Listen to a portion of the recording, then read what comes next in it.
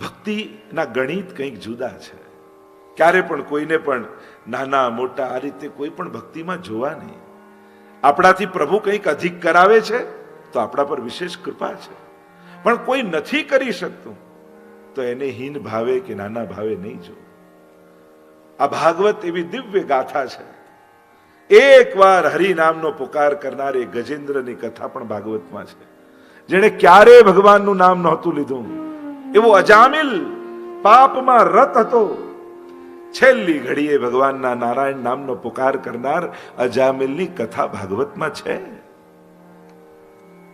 અને એટલા માટે ભગવાન તો છેલ્લી શ્વાસ સુધી આપણને મોકો આપે છે,